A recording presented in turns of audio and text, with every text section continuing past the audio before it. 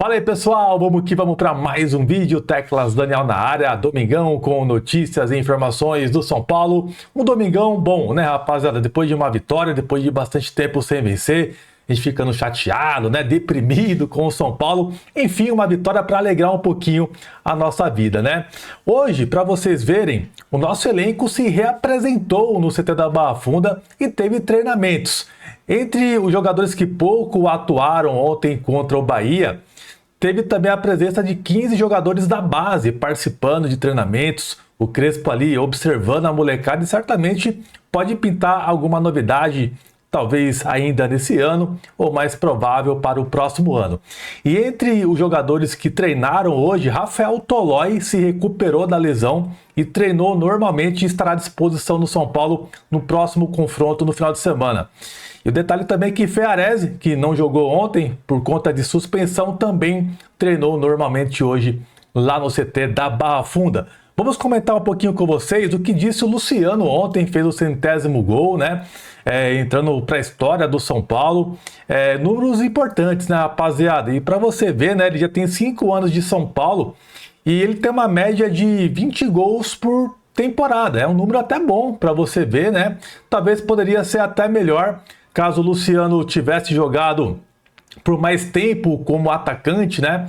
Um bom tempo ele ficou atuando como meia e tal, bastante sumido, pouco produtivo, e lá na frente ele é mais perigoso, né? Mais participativo, faz mais gols, e talvez os números seriam melhores caso ele abrisse mão, né, desse momento de ter jogado de meia para jogar mais de atacante. Mas enfim, números positivos aí do Luciano, na minha visão, tá? Não é todo jogador que faz 20 gols por temporada, então uma média muito positiva do Luciano. Porém, rapaziada, ontem ele foi questionado sobre esse momento aí dele, né, com o São Paulo, entrando na história, está entre os 20 maiores aí artilheiros do São Paulo que conseguiram fazer mais de 100 gols pelo São Paulo.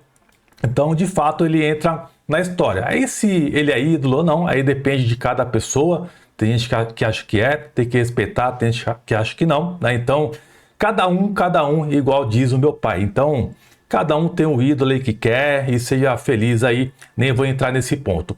Mas ontem ele acabou revelando que a família dele sofreu ameaças, né? Então, isso é algo bem chato, né? Isso para mim não é torcedor, isso para mim é bandido, são vândalos, né? Então, o Luciano, para mim, ele tem que pegar essas pessoas que vão até a família dele fazer algum tipo de ameaça e ir na polícia, fazer BO, fazer alguma coisa e não deixar barato. Então é importante dar o recado também para essas pessoas que fazem isso.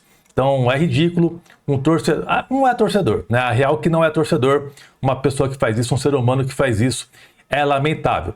Eu vou soltar para vocês aqui esse trecho que ele acabou falando, só para a gente trazer para vocês, né, o desabafo do Luciano. Se liga aí. Eu acho que quando as coisas não acontecem, foi o que eu falei ali, me criticar, me vaiar, me xingar, tudo certo. Eu tenho que pegar essas críticas e melhorar em cima delas e tentar, no outro jogo, superar isso e ajudar meus companheiros.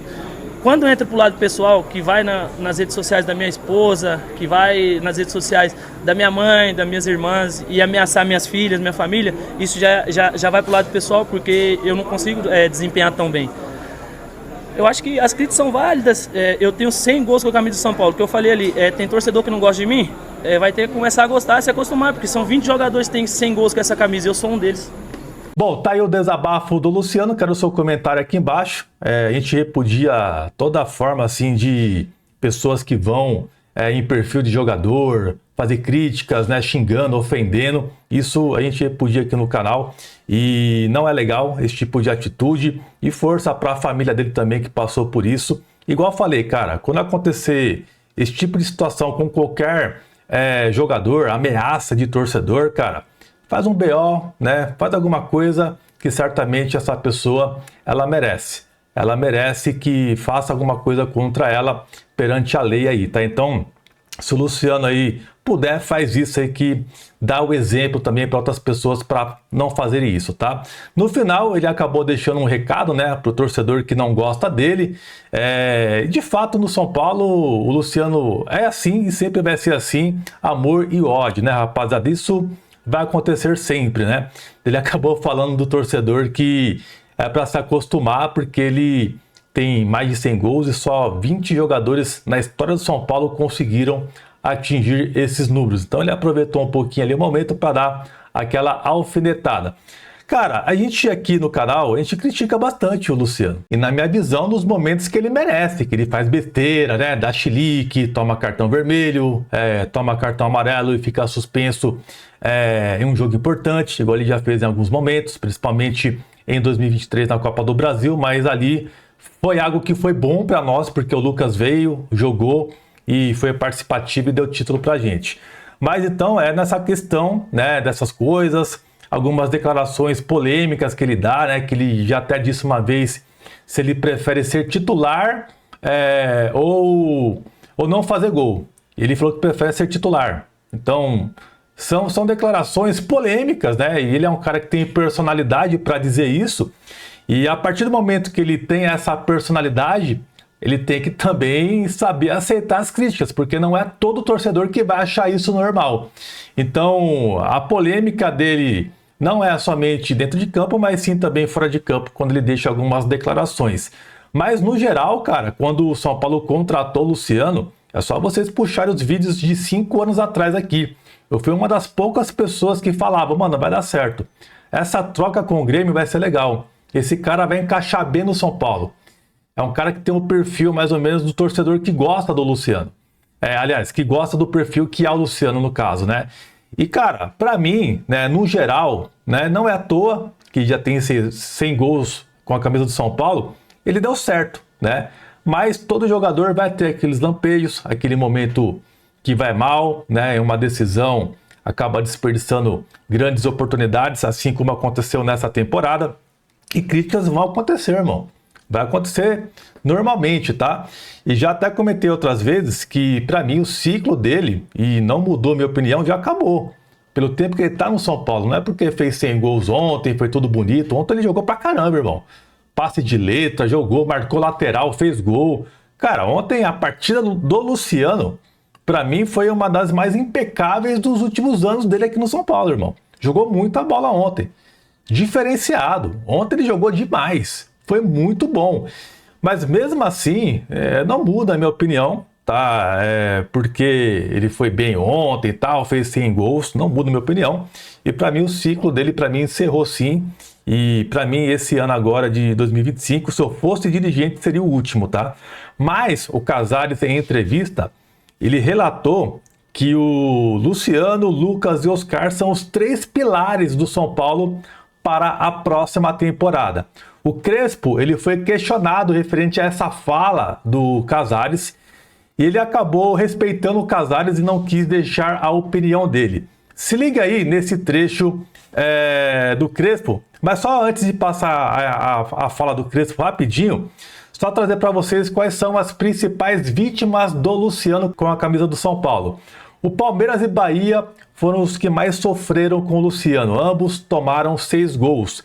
E Corinthians, Flamengo, Inter, Atlético Goianiense e Fortaleza, ambos sofreram 5 gols do Luciano. Se liga aí, rapaziada, na declaração, na resposta do Hernan Crespo. Escuta aí. Primeira coisa, não vou falar nunca, não vou dar minha opinião quando o presidente fala. Pero é questão de respeito. Segunda cosa, me está falando de cosas que van a acontecer.